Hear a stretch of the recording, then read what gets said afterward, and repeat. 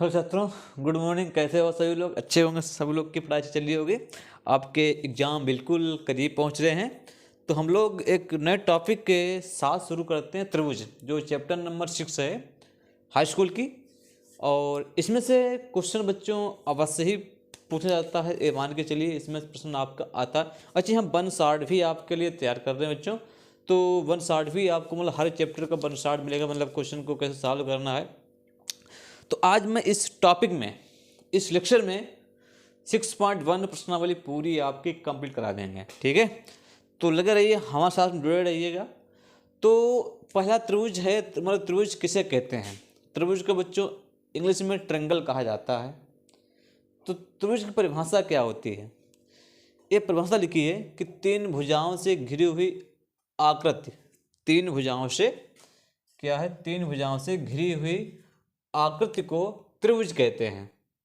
अब तीन भुजाओं, एक भुजा ए हो गई, एक भुजा ए हो गई, एक भुजा ए हो गई, तो ए त्रिभुज बन गया भाई। ए बी सी, वो त्रिभुज का आकार होगा, त्रिभुज का साइज होगा, त्रिभुज का साइज, त्रिभुज का शेप बोलते हैं। आकार को बच्चों इंग्लिश में शेप कहा जाता है। तो उसका शेप किसी भी प्रकार का हो सकता है।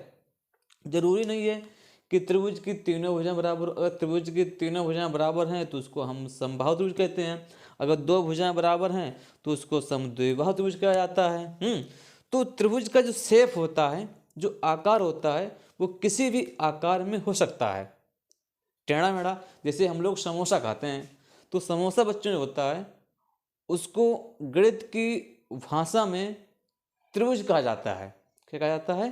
त्रिभुज कहा जाता है। तो त्रिभुज का जो आकार होता है वो किसी भी प्रकार का हो सकता है। यहाँ पर ए बी सी क्या है? कि त्रिभुज है। ठीक है, ए बी सी क्या है? त्रिभुज है। ए बी बी सी इसकी क्या है? भुजाएं हैं। तो वो किसी प्रकार का हो सकता है। अब बच्चों हम यहाँ पर बात जो करेंगे वो किसकी बात करेंगे? सर्वांगसम आकृति और समरूप आकृति, ये क्या होती है? ठीक, इस पर हम लोग बात करने वाले हैं। मतलब सर्वांगसम आकृति क्या होती है, समरूप आकृति क्या होती है, इन लोगों पर हम लोग आज बात करेंगे और अच्छी प्रकार से समझेंगे।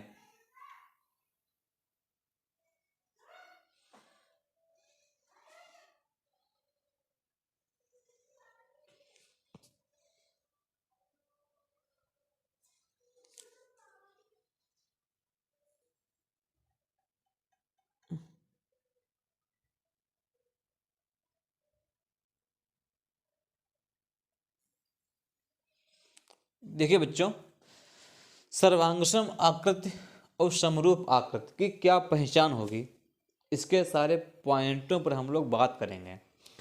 तो सर्वांगसम आकृति की परिभाषा लिखिए, समान आकार एवं समान आमाप होता है। मतलब कैसा होता है? समान होता है, समान आकार एवं समान आमाप होता है।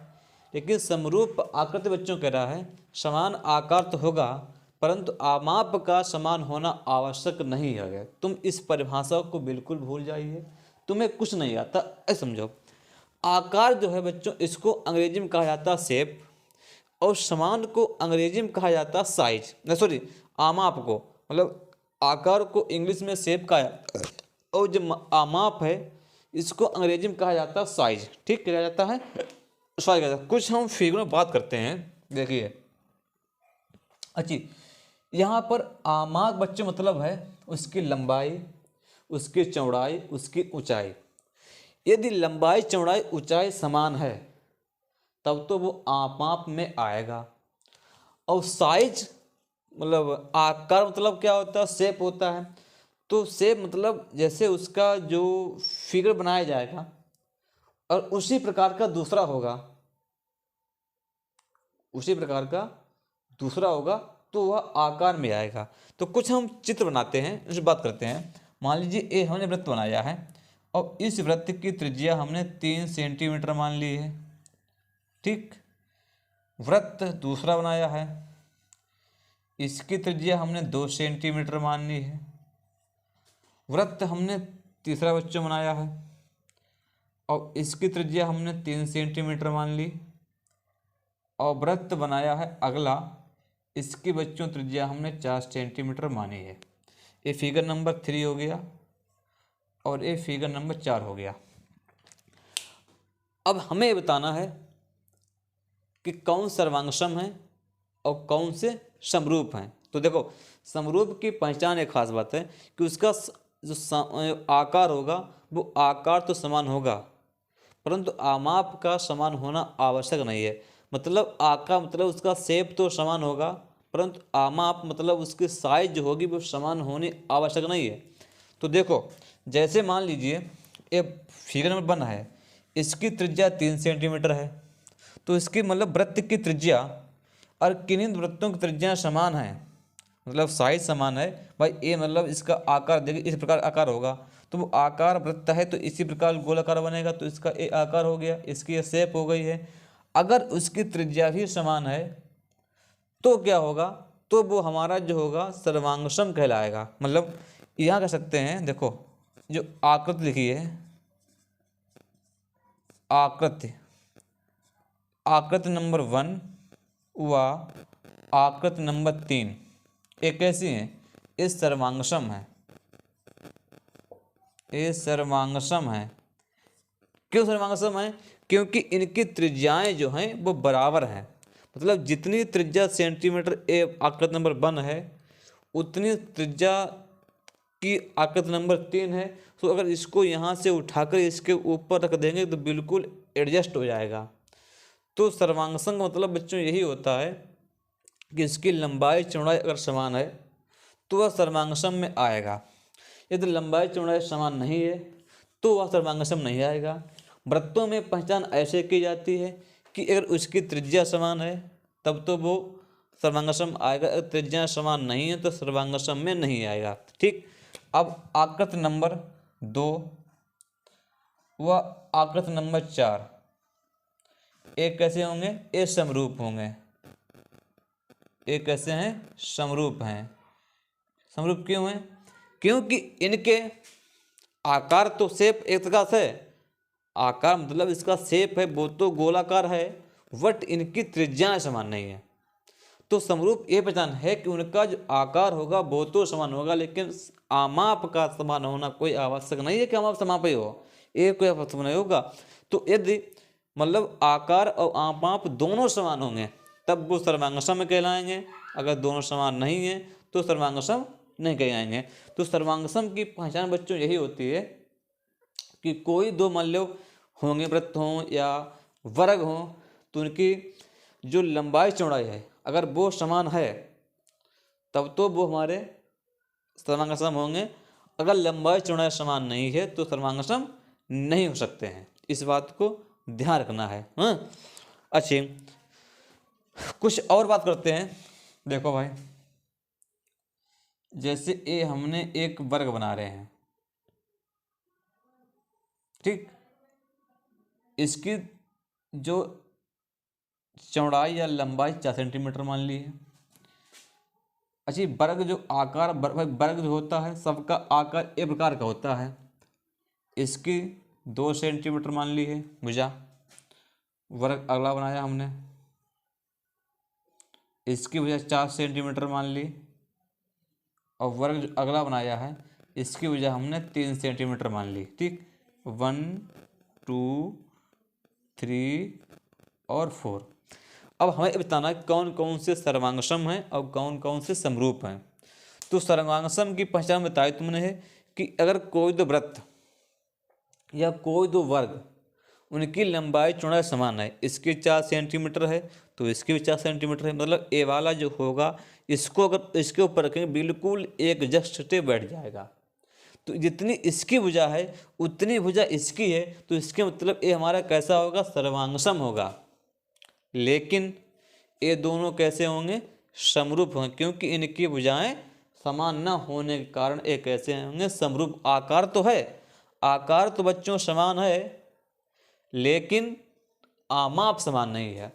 आमाप मतलब होता साइज, कि 4 सेंटीमीटर का है अगर तो 4 सेंटीमीटर अगला वाला भी होना चाहिए इंसान। अगर ये 2 सेंटीमीटर का है तो यहाँ भी 2 सेंटीमीटर होना चाहिए। अगर साइज समान हो रहा है तभी वो सर्वांगसम कहलाएगा, अगर साइज समान नहीं है तो सर्वांगसम नहीं कहलाएगा।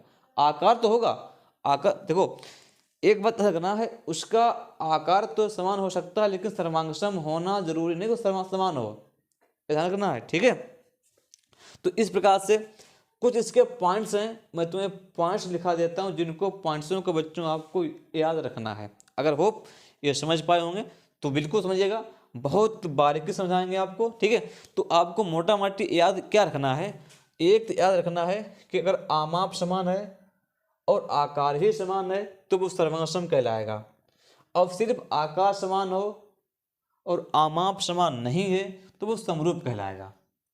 आमाप मतलब बता दिया हमने, उसको बोलेगा साइज, मतलब उसकी लंबाई चौड़ाई समान होगी तभी वो हमारा सर्वांगसम कहलाएगा, अन्यथा सर्वांगसम नहीं कहलाएगा, ठीक। ये इसकी जो है पहचान है, ठीक। अब कुछ पॉइंट हैं बच्चों, कुछ नोट पॉइंट हैं, इन नोट पॉइंटों को अपनी कॉपी में नोट अवश्य रखना है और इनको याद रखना है। अगर एक पॉइंट आपने नोट रखे, क्वेश्चन गलत होगा नहीं, ये मेरी गारंटी है। मेरे साथ में लगे रहिए, आपकी पूरी तैयारी में करा दूंगा, इस बार मेरी गारंटी है, ठीक है। देखो पहला पॉइंट कह रहा है कि सर्वांगसम आकृतियां सदैव समरूप होती हैं, बिल्कुल सही बात है, परंतु समरूप आकृतियां सर्वांगसम नहीं हो सकती हैं। मतलब जो आकृति सर्वांगसम होगी वो समरूप अवश्य होगी, लेकिन जो आकृति समरूप हो वो सर्वांगसम हो सकती है नहीं हो सकती, क्योंकि समरूप मतलब अभी मैंने बताया ना कि भाई आकृति सर्वांगसम तभी होती है जब उसकी लंबाई बराबर हो। मतलब अगर 4 सेंटीमीटर, समझिए अगर ये तुमने वर्ग बनाया है, इस वर्ग की भुजा मान लीजिए 4 सेंटीमीटर है, तो अगले वाले की भुजा 40 सेंटीमीटर होगी तब तो वो सर्वांगसम होगी। लेकिन अगर एक की 4 सेंटीमीटर है और एक की 3 सेंटीमीटर है तो एक के सर्वांगसम होंगे? सर्वांगसम बिल्कुल नहीं होंगे, लेकिन समरूप होगा कि है तो उसका जो शेप है, जो उसका आकार है वो वर्गाकार है, ये तो बिल्कुल सत्य बात है, वर्गा बनाया गया है, लेकिन इनकी भुजा बराबर नहीं है। तो भुजा बराबर ना होने के कारण ये सर्वांगसम नहीं होगा लेकिन समरूप होगा।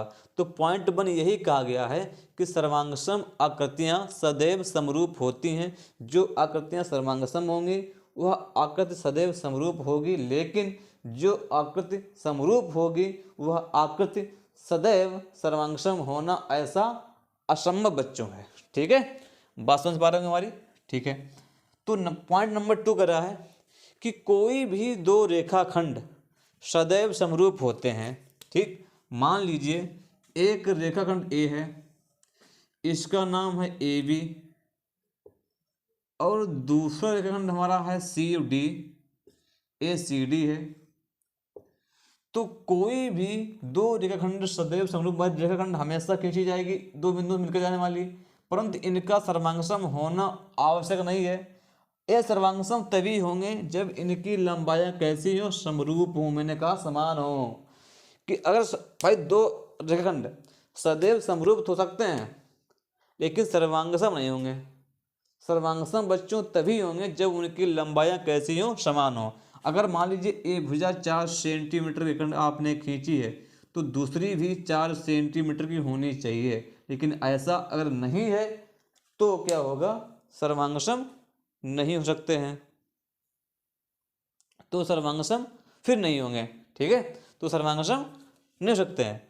मतलब अगर लंबाइयां समान है, कोई क्या करना, मतलब कोई चाहे 1 हो, चाहे 2, 2 से 3, चाहे 4, 5, कितने भी दिए हो, जरूरी नहीं 2 ही हो, तो उससे अधिक हो सकती हैं, 3 हो सकती हैं, 5 हो सकती हैं, 6 हो सकती हैं। तो अगर उनकी लंबाइयां समान है तब तो वो सर्वांगसम होंगे। ये लंबाइयां समान नहीं है तो सर्वांगसम बिल्कुल नहीं हो सकते हैं, ठीक है।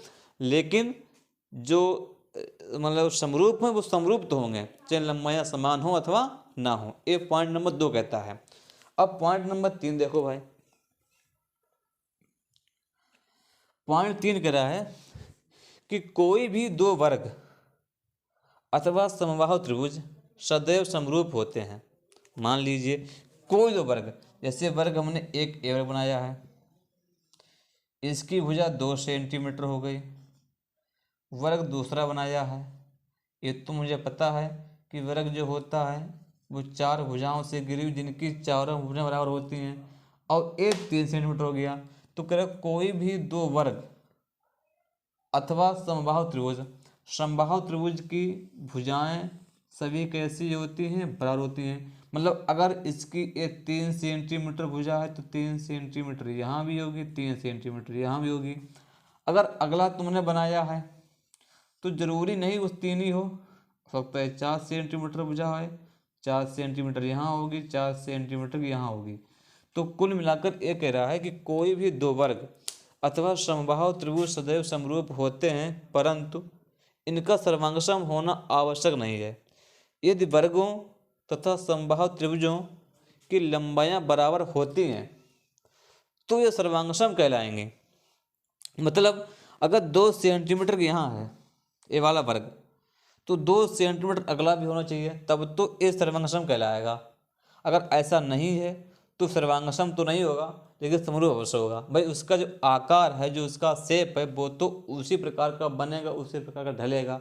वही हाल समबाहु त्रिभुजों में होता है कि यदि उनके लंबाइयाँ, उनकी भुजाएं, यदि 2 भुजाएं समान हैं तब तो वो सर्वांगसम होंगे। यदि भुजाएं समान नहीं है, मतलब पहले वाले भुजा 3 सेंटीमीटर बना हुआ है, अगला वाला 4 बना हुआ है, तो आकार तो होगा बट सर्वांगसम नहीं होगा। तो इस सर्वांगसम और समरूपता की पहचान होती है, इस बात ध्यान रखना तुम्हें, ठीक है। तो ये कुछ पॉइंट थे हमारे। इसके अलावा कुछ पॉइंट और भी हैं, देखते हैं कुछ आपके लिए और खास क्या किया जाए। तो देखिए, समरूप बहुभुज, अगर समरूप बहुभुज है या चतुर्भुज है तो उसकी पहचान कैसे की जाएगी। तो इसको समरूप बहुभुज को इंग्लिश में बोला जाता है सिमिलर पॉलीगन्स, ठीक है। तो 2 समान भुजाओं वाली बहुभुज, 2 समान भुजाओं वाली बहुभुज समरूप होंगे यदि उनके संगत कोण बराबर हों तथा उनकी संगत भुजाएं एक ही अनुपात में हों, मतलब अर्थात समानुपाती हों। तो इस निशान बनाया है, इस समरूप का क्या है, संकेत है, पहली बात। तो बहुभुज कब होगा या चतुर्भुज कब कहलाएगा, जब उनके कोण बराबर हों और उनकी संगत भुजाओं का अनुपात है वो समान निकलना चाहिए। कोण बराबर होने के साथ साथ में अगर संगत भुजाओं का अनुपात भी समान निकल रहा है तब वो हमारे समरूप बहुभुज कहलाएंगे। यदि ऐसा नहीं है तो फिर नहीं कहलाएंगे। चेक करते हैं, 2 एग्जाम्पल लिखें, इन 2 एग्जाम्पल के माध्यम से हम लोग चेक करेंगे, ठीक है। तो देखो, एफ चित्र जो है, एफ चित्र नंबर 1 हमारा है और ए फिगर नंबर 2 है। तो फिगर 1, 2 में चेक किया जाएगा। तो देखो भाई, यदि इसका चेक करें, इसका जो कोण ए है यहाँ कुछ भी नहीं बना हुआ, तो इधर देखो कोण पी वी कुछ भी नहीं बना हुआ, बिल्कुल सही बात है। कोण वी, इसमें कोण वी का मान जो दिया गया है 120 से दिया गया है, तो इधर कोण क्यू का मान 120, मतलब कोण बी जो होगा वो कोण क्यू के बराबर है, ठीक है। इधर कोण सी 90 है, तो इधर कोण सी जो होगा वो कोण आर के बराबर दिया गया है। कोण डी जो है वो कोण एस के बराबर है। भाई इसका मान 130 है और यहाँ कितना है, 130 है।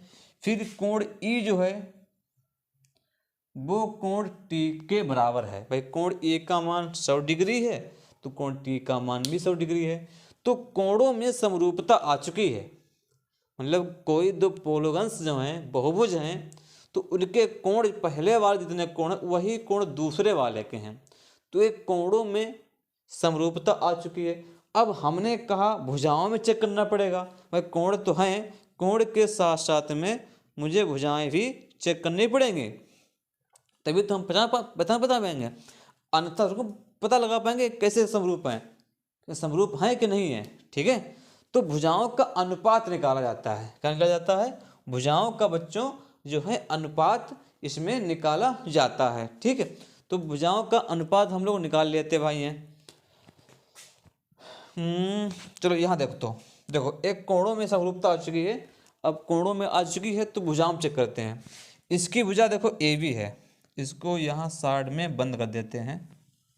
अब देखो भुजा, यदि इसकी भुजा ए बी वटे में पी क्यू। तो ए बी का मान दिया गया 4 है, पी क्यू का मान 6 है। 2 से काटेंगे, 2 दूना 4, 2 तीना 6, मतलब 2/3 आ गया। फिर वी सी चेक करो, ए बी निकाला, ए बराबर 2/3 निकला है। अब चेक हम लोग करेंगे, चेक किया जाएगा वी सी।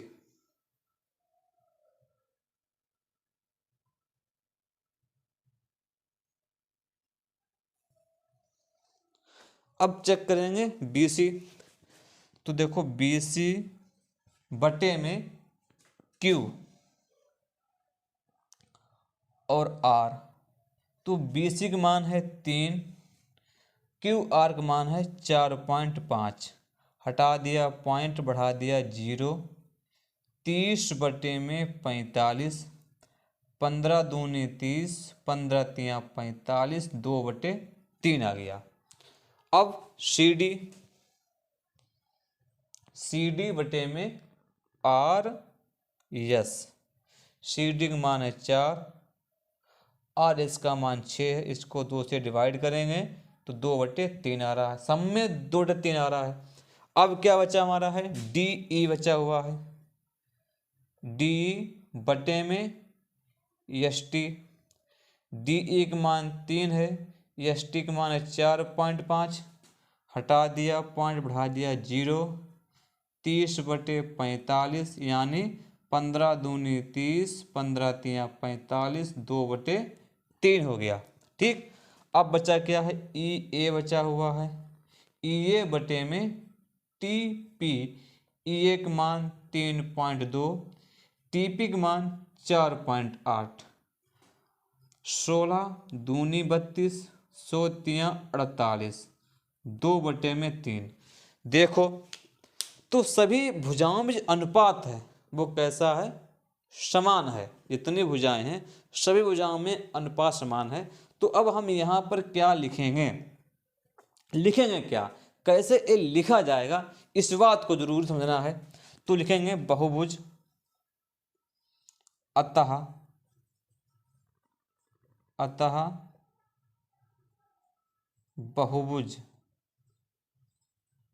अतः बहुभुज A B C D E. ए समरूपता का निशान लगा दो। बहुभुज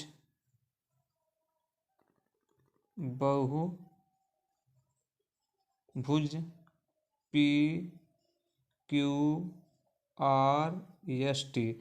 मतलब बहुभुज ए बी सी डी, बहुभुज P Q R S T कैसे हैं, समरूप हैं। कैसे हैं, समरूप इसीलिए हैं कि इनकी कोण बराबर हैं और भुजाओं का अनुपात भी बराबर है।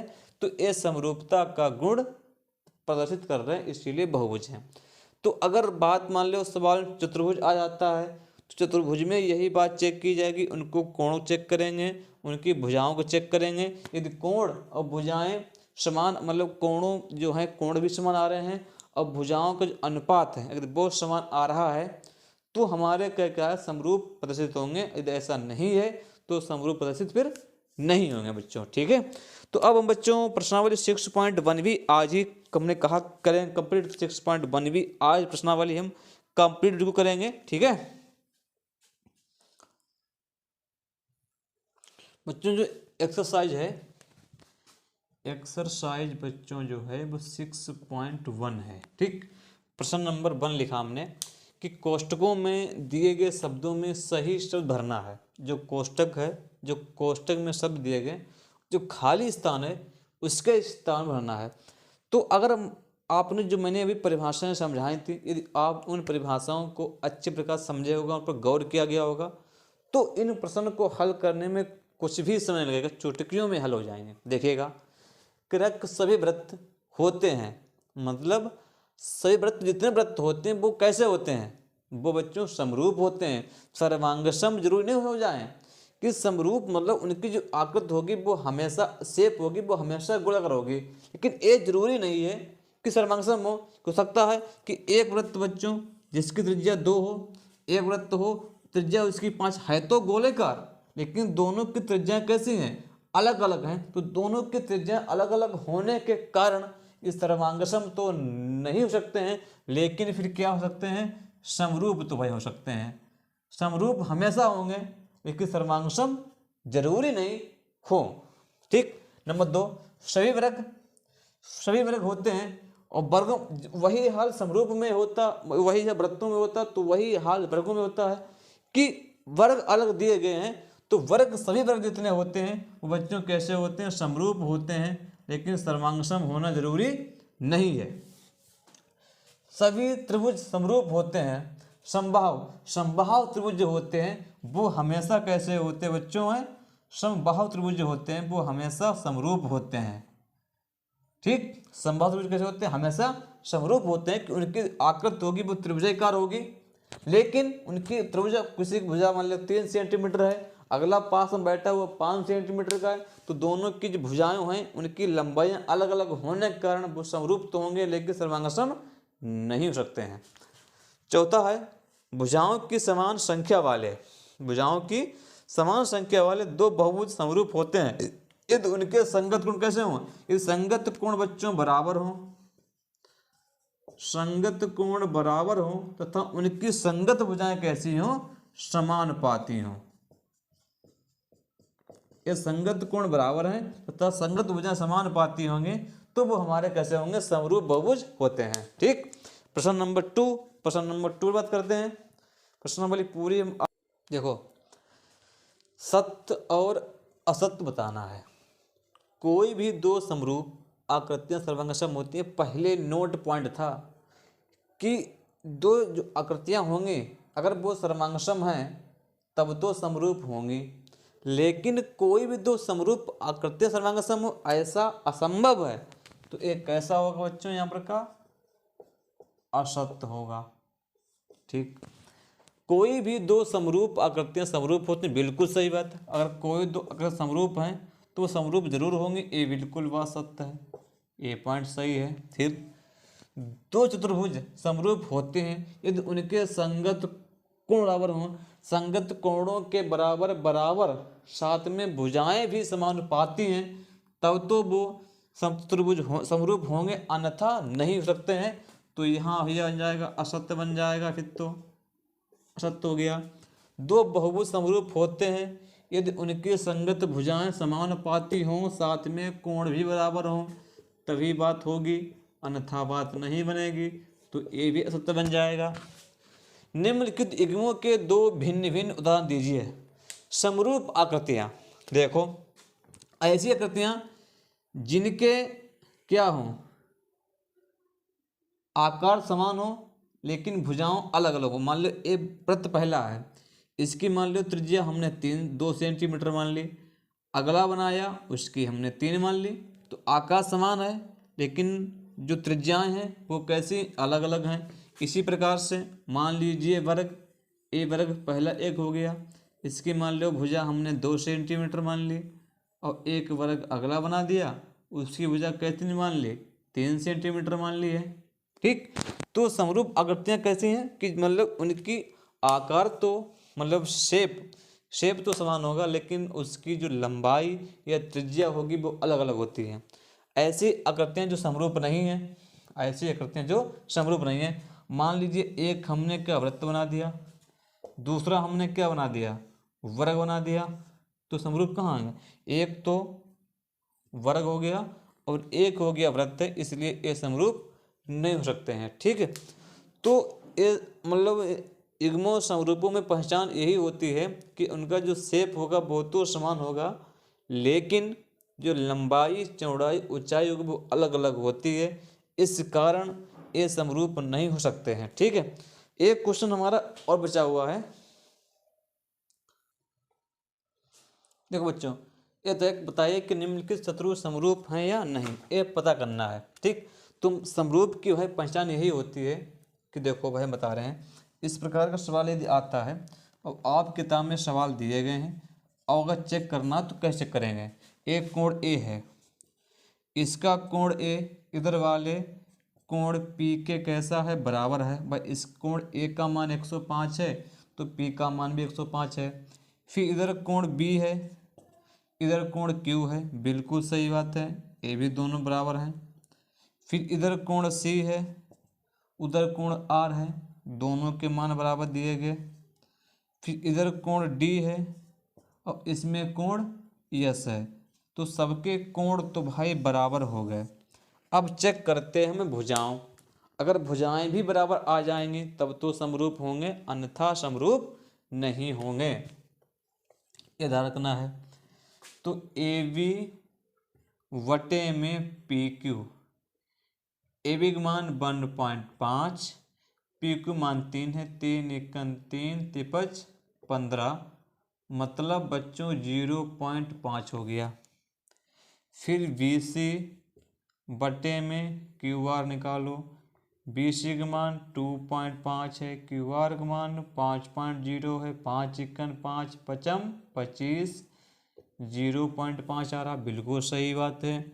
फिर भाई CD निकालो, CD बटे में RS निकालिए, CD का मान है 2.4, अब इसका मान है 4.8, 24 एकन 24, 24 दूना 48, 1/2 बराबर के 0.5। फिर DA निकालो, DA बटे में SP निकालेंगे, DA का मान 2.1 है, SP का मान 4.2 है, 21 एकन 21, 21 दूना 42, 1/2 बराबर 0.5। तो कोण भी समान है, भुजाओं के जो अनुपात है वो भी समान, सभी में 0.5 0.5 0.5 0.5 आ रहा। इसके मतलब एक कैसे चतुर्भुज दोनों कैसे होंगे, समरूप होंगे। तो हम लिख सकते हैं अतः चतुर्भुज ABCD समरूपता का निशान लगा दीजिए, और चतुर्भुज PQRS, मतलब चतुर्भुज ABCD समरूप चतुर्भुज PQRS के। ठीक, इस प्रकार से बच्चों लगाने पड़ते हैं। आपकी किताब में कुछ एग्जाम्पल दिए गए हैं और कुछ प्रश्न और भी दिए गए हैं, इनको आप घर पर लगाइएगा। यदि कोई सवाल आपके में हमने समझाया है, यदि आपको समझ में नहीं आया है तो वह सवाल हमें कमेंट बॉक्स के माध्यम से अवश्य पूछेगा, समझिएगा। नहीं समझता है तो भाई बिल्कुल पूछेगा। तो फिर बच्चों हम अगली मिलते हैं कल नेक्स्ट वीडियो में 6.2 पर बात करेंगे। तब तक के लिए इसको अभ्यास कीजिएगा, समझिएगा। यदि अभी तक आपने मेरे चैनल को सब्सक्राइब नहीं किया है तो चैनल को सब्सक्राइब कीजिएगा, दोस्तों के साथ में शेयर कीजिएगा। ठीक है, मिलते हैं नेक्स्ट वीडियो में, तब तक के लिए जय हिंद जय भारत।